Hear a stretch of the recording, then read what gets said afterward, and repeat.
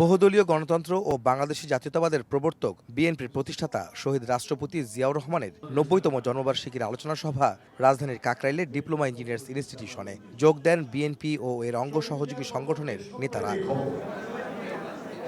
দলটির স্থায়ী কমিটির সদস্যরা স্বাধীনতা, সার্বভৌম রক্ষা ও আর্থসামাজিক উন্নয়ন সহ বিভিন্ন ক্ষেত্রে জিয়াউর রহমানের অবদানের কথা তুলে ধরেন। গত ১৭ বছরের যে সংগ্রাম, সবকিছুকেও আমরা থেকে মুক্ত হয়েছি, তারও পিছনে রয়েছে শহীদ প্রেসিডেন্ট জিয়াউর রহমানের উত্তরাধিকার আমাদের জনাব তারেক রহমানের অবদান। আমরা তার মতো ত্যাগী মানুষ হব, যিনি যুদ্ধ শুরুর সময় তার স্ত্রী এবং ২ শিশু সন্তানকে আল্লাহর হাতে রেখে যুদ্ধে চলে গিয়েছিলেন। বিএনপি নেতা মির্জা আব্বাস নির্বাচন প্রসঙ্গে বলেন, দুটি রাজনৈতিক দল ভোটে ইঞ্জিনিয়ারিং করে ক্ষমতায় যেতে সরকারের উচ্চ পর্যায়ের কর্মকর্তাদের সঙ্গে বৈঠক করছে। রেইনবো অলরাউন্ডার এক্সটেরিয়র পেইন্ট বাড়ির বাহিরের দেয়ালের সুরক্ষা নিয়ে থাকুন নিশ্চিন্ত, সাথে পাচ্ছেন ১০ বছরের ওয়ারেন্টি।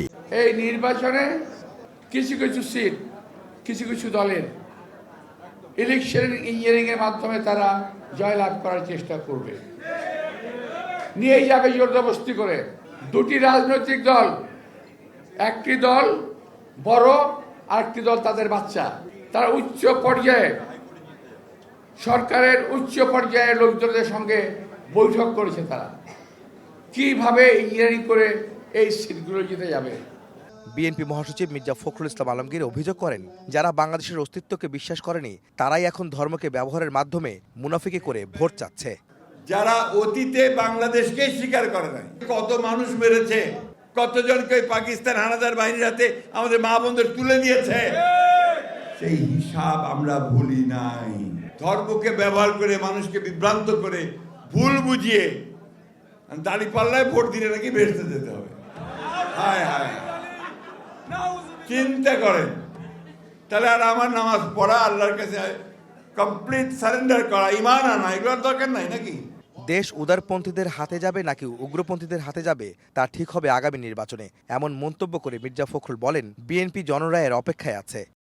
এই নির্বাচনে নির্ধারিত হবে যে এই দেশ কি লিবারেল ডেমোক্রেসির হাতে থাকবে নাকি আপনার সমস্ত উগ্রপন্থী রাষ্ট্রবিরোধী লোকদের মধ্যে থাকবে।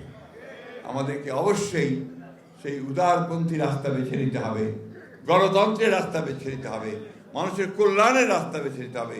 সংস্কার ও বিএনপিকে মুখোমুখি দাঁড় করানোর চেষ্টা চলছে বলেও অভিযোগ করেন বিএনপি নেতারা। 90 বছর। আহমেদ সালেহীন, সময় সংবাদ, ঢাকা।